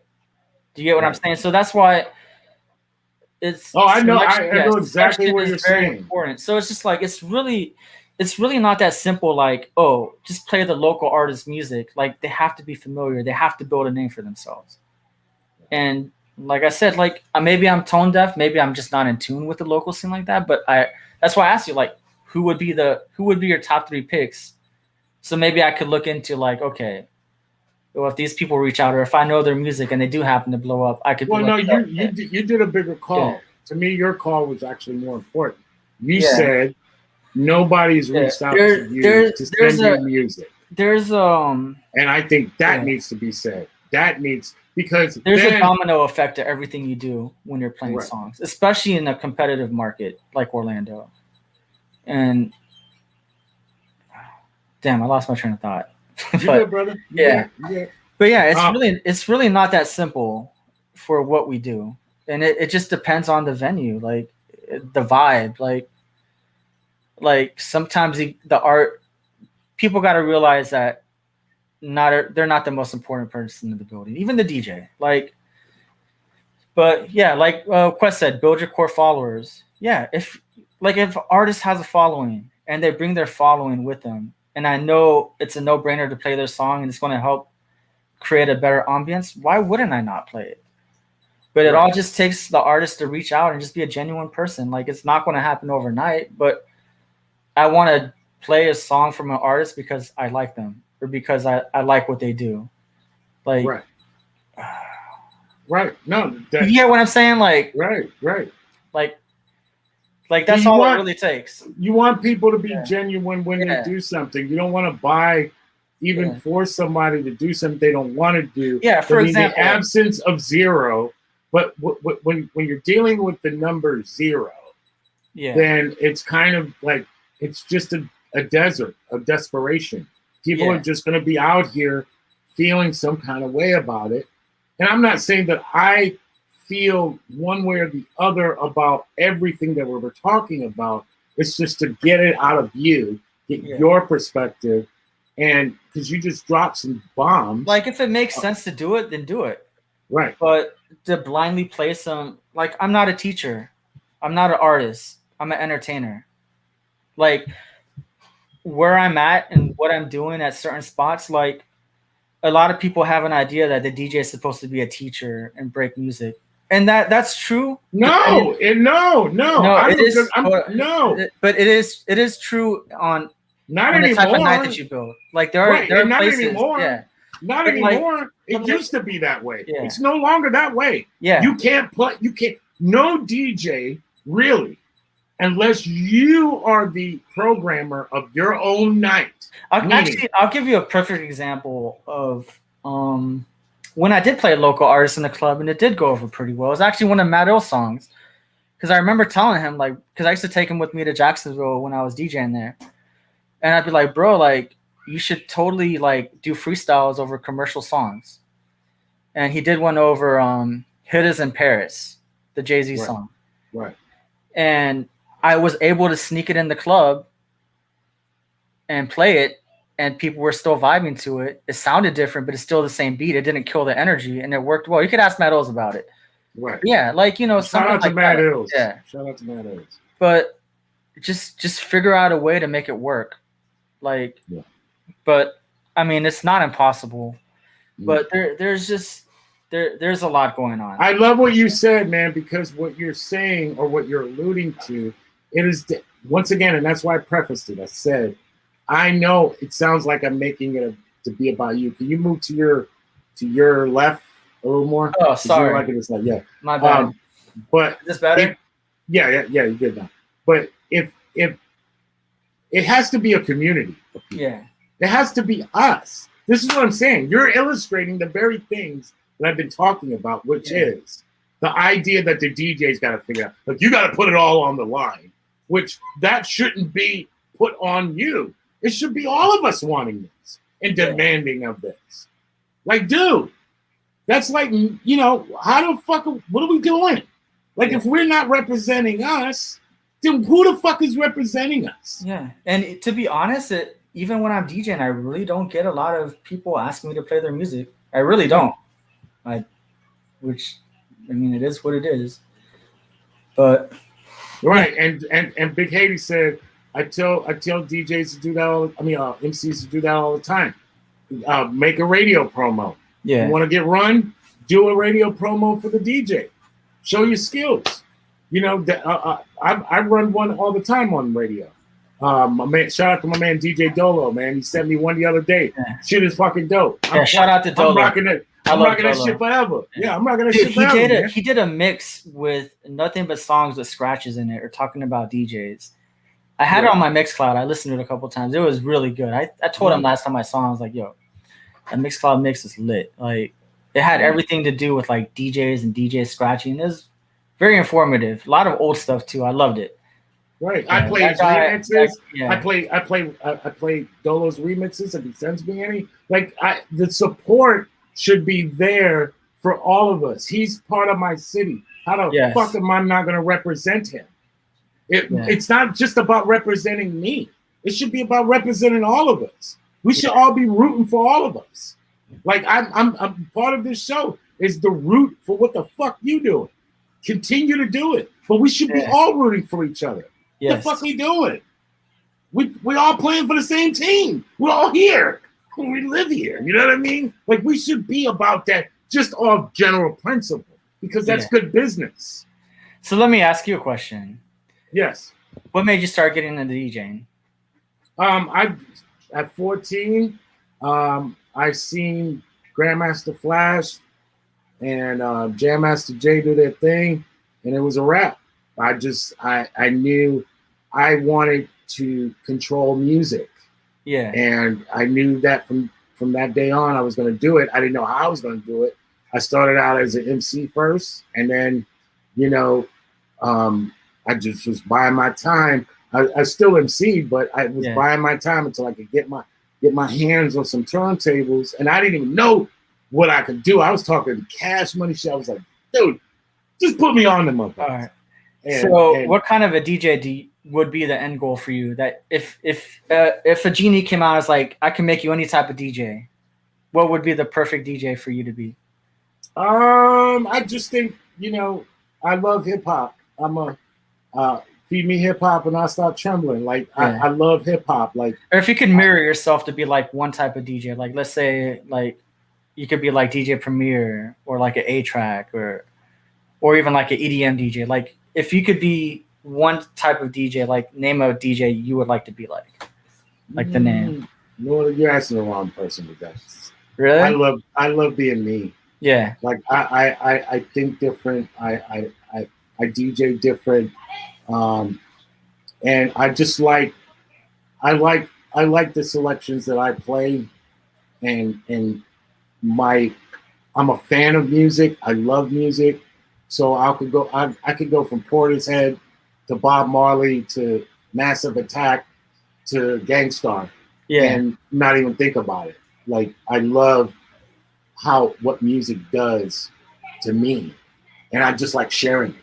Yeah. So like for me, it's just and I'm a producer too, so I produce. So like I'm kind of all the things you mentioned. Yeah. But I just love I just want to spend more time with me doing it more. You know what I mean? Like there's not enough time in the world. Like I'm never gonna get those teen years where you just wake up, boom. Like I just drink a Red Bull. Wake up and drink a Red Bull. Right. Like just it was day and night, no girlfriend, no nothing. It was just me and them damn turntables, and I loved it. Have you ever had a favorite party or a favorite gig you've ever done? Yeah, it was my 18-year-old house party. It looked like the movie House Party. Nice. Yeah. What was the wildest thing you remember that night? The whole house shaking. It was completely packed. Everybody went downtown to grab people, and next thing we know, because I live downtown, I grew up downtown, Orlando. So next thing I know, the whole yard is filled with people.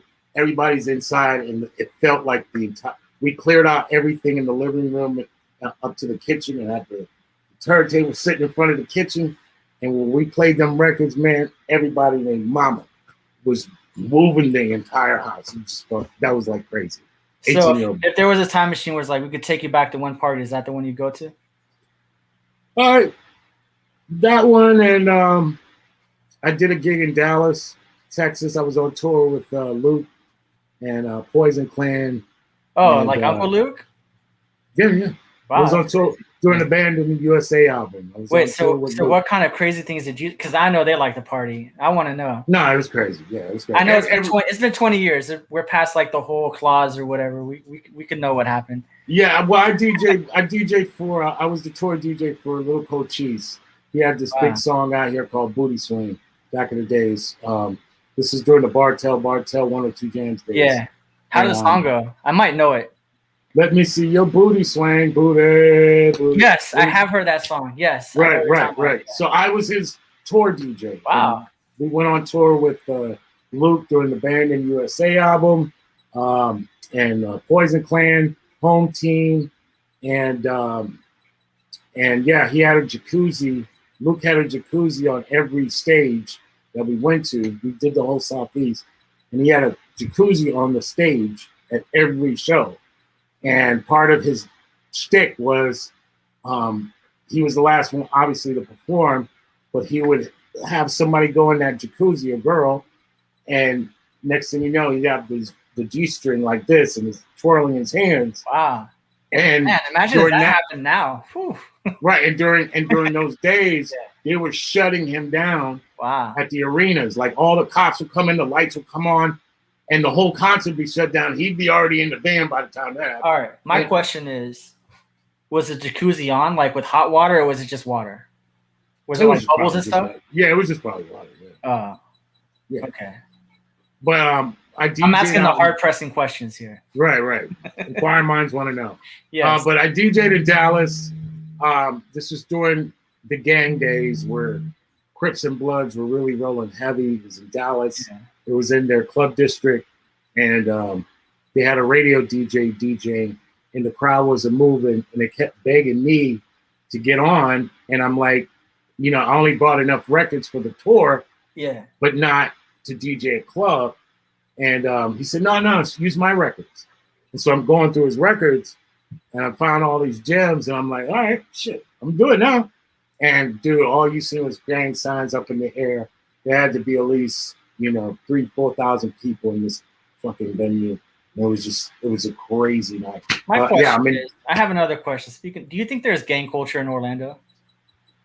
I mean, it's gang culture anywhere. But do you think it's like, I feel like it's heavier in other cities right now? Because I remember it kind of disappeared, but I feel like a lot of the music I'm playing is starting to become gang related again.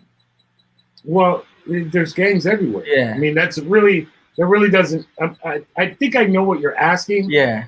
But do you think that's not the right question. That's not the right question. Like, do you think it's becoming more mainstream now? Hell no, man. I mean, people want to act like they hard. Yeah. That's not necessarily why people go into gangs. Yeah. If you go into some of these areas, gangs primarily are for protection or acceptance. Yeah. People wanting to be accepted. There's people in gangs right now, we call it money. Right?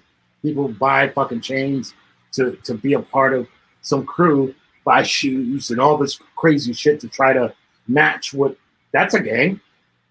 Just like there's gangs of people that, stick up kids, will rob you. But yeah, it's always been here. It's been here forever. We just weren't Crips and Bloods though. Yeah. We just neighborhood gang. Okay. Yeah, it's here. It's not because of the records. Yeah. It's only glorified because of the records.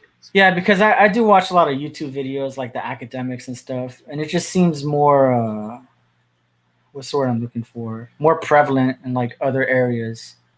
And I'm just wondering if that's starting to seep down to Orlando. Oh, hell no, bro. No? Okay. That's just because I've never really seen it down here, but we're not we're not gangs out here. But once again, we have like cliques of people that run together. We were talking about it all night, or I was mentioning it all night. The idea of people being from Prime Hills, and people being from Ivy Lane, Mercy Drive, you know what I'm saying? Or Motown when we was growing up, or downtown, East Terrace, or or the East Side, the Latin boys. Like it's all neighborhoods or ethnic based. Yeah. It's not like it doesn't exist. It exists because people click up, and a gang is nothing but a clique. Yeah. Huh. Well, I feel like I'm interviewing you now. All right. One more question. Okay. What advice would you give me from this interview, from hearing me talk? If you could tell me anything Well, If you could tell me anything, what would it be that you feel like I need to be more? I just to be real, be really 100. I think one, I thank you for coming on the show. Two, you're part of the younger wave in the sense of you're a few years younger than me. Yeah. And so you got your ears to the streets. You know what the fuck's going on out here.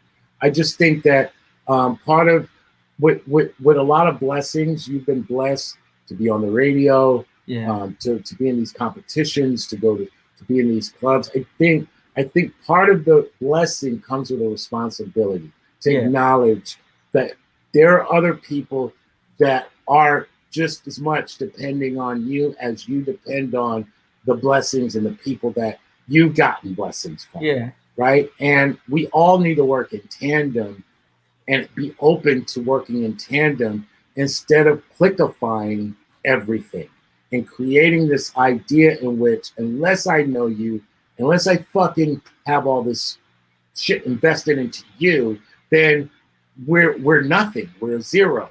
And that's not a you thing. Yeah. This is just all of us. This is something for all of us to think about.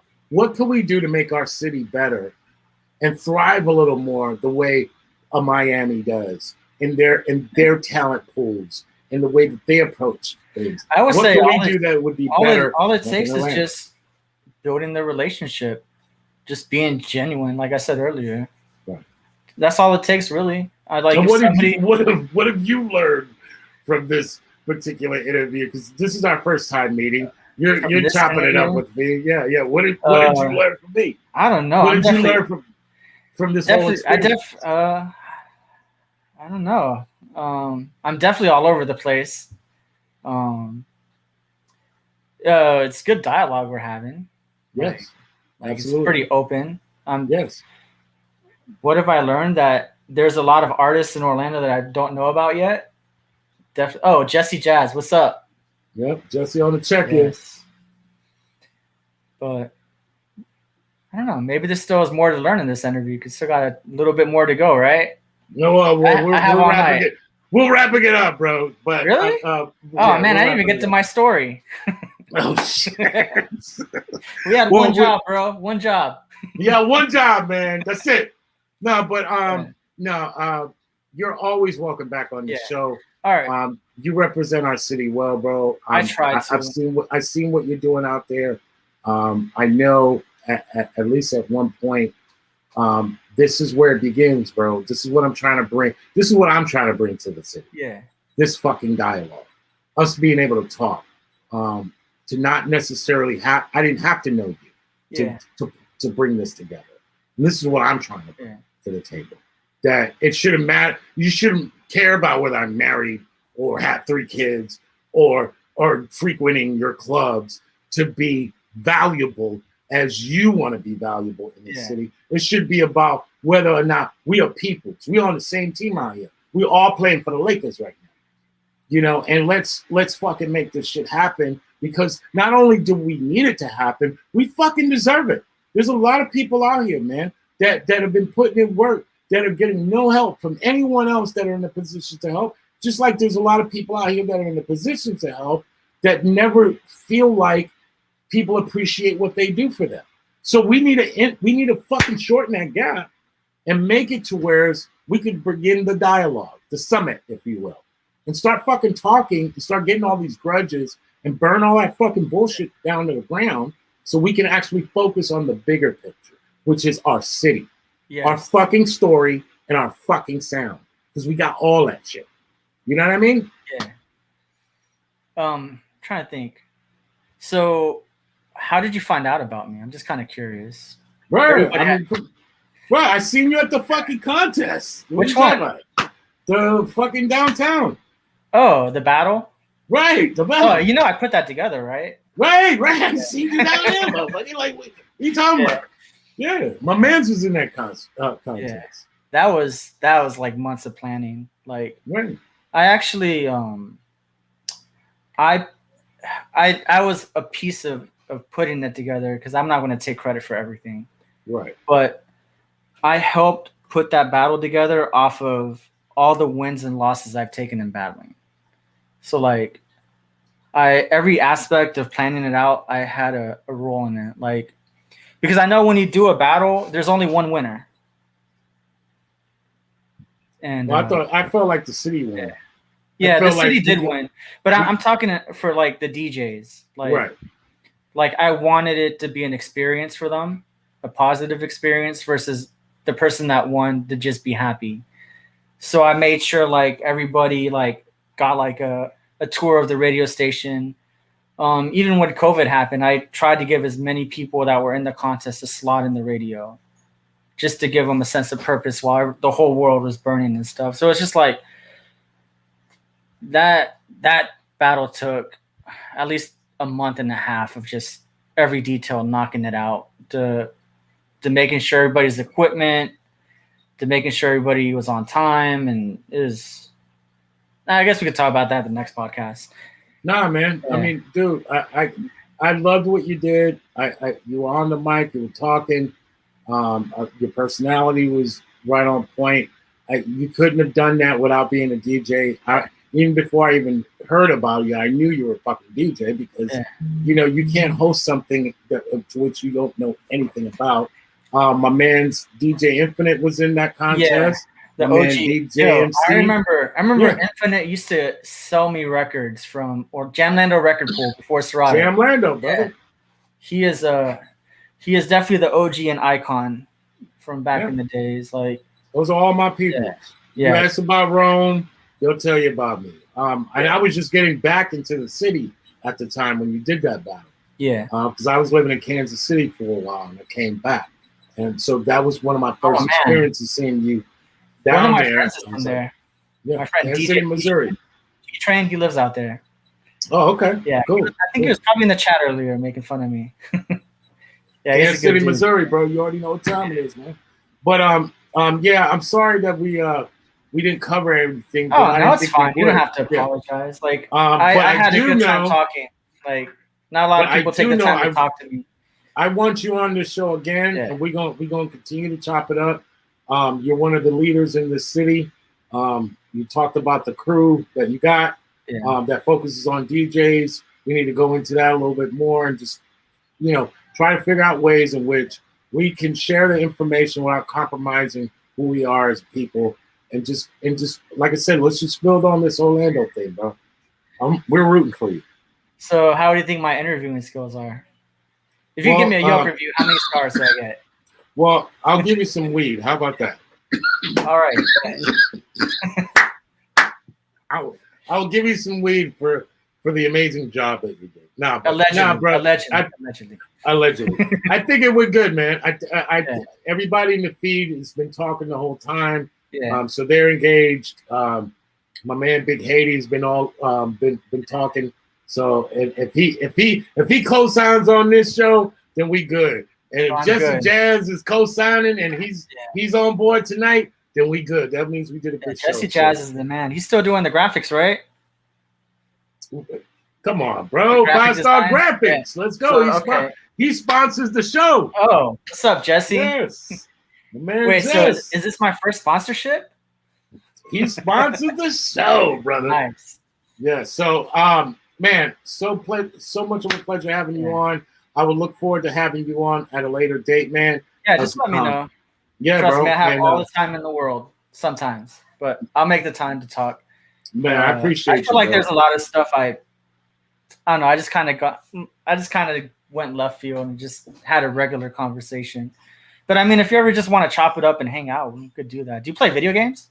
No, I'm not a gamer. Man, you're missing out. I'll tell you why you're missing out, because I talk to a lot of DJs playing video games. I'm like, every night we log on after the club and we just talk our shit and play video games. But we've built a strong relationship, especially with guys from other cities. Like, if I wasn't talking to them all the time, like, I wouldn't have the opportunities I have to travel to other cities to hang out with them or even work with them. Right. So it's definitely an avenue you should look into. Is relax, play some Call of Duty, kill some people. We talk about sandwiches and our latest junk food travel. So I heard that, brother. Well, I Yeah. appreciate the invite. I mean, that's always good Yeah. for me. and then I'll Just definitely like I send you. said, bro, we crew, man. We Yeah. family. We playing for the same team out here, bro. Yeah. So I'll make you honorary member of my secret society DJ cult. So you'd be good to go. all right, brother. But I appreciate you having me on, and let me know when you want me back, and I'll definitely be more prepared. I winged this today. I was just like, I've never been interviewed. Like, what are they going to ask? Like, because I'm not. Every time somebody's asking me questions about myself, I'm like, wait, what are you, the ops? Like, what? But it's definitely fun. I'd do it again. You're for fine, sure. brother. You did awesome, man. And Maybe I everybody overthinked it a in the little bit. everybody in the comment section says the all same saying- damn thing, bro. They're all saying I like to play Kesha, which is true. I'm one of those people, like, I have no shame in what I play. Right. Like I'll admit it. I do like pop music a lot. I'm not going to lie. I like everything, but No, I you're don't good, even, brother. yeah, I don't even know what kind of a DJ I am, to be honest. But, No, man. Bro, chill out with the weed, man. And Yeah. we'll talk at a later time. Give it up for my man, my brother from another mother, representing the ozone to the fullest, DJ Rincon. Let's go. Thank you for having me. You already know, man. Appreciate you, family. All right, man. So you know what time it is, my people. It is time for the end of the show. Shouts out to everybody that was on the check-in. Big Haiti, you are fucking hilarious, man. I love it. Keep that energy, brother. Keep that shit going. Shouts out to everybody that was on the comment line tonight, man. Just doing your damn thing. I love that too, man. Y'all had jokes tonight. We need more jokes in this world. We need to laugh a little bit more. Man, shouts out to Jesse Jazz showing up late to his own show. Shouts out to you. We love you, Jesse. And don't forget, if you need printing of any sort, yo, 5-Star Graphics, it's what it is. Go see the man, the legend, Jesse Jazz. He will hook you up, man. He is our sponsor tonight. Shouts out to everybody out here. We love y'all, man. We will see you back tomorrow with the legend, DJ Charlie Chase. It's getting real, man. I love all you guys. You know what time it is. Social, baby. Sound of Orlando. You don't know? You better ask somebody. Live on stage, the sound. Orlando! So, is they ready? The sound.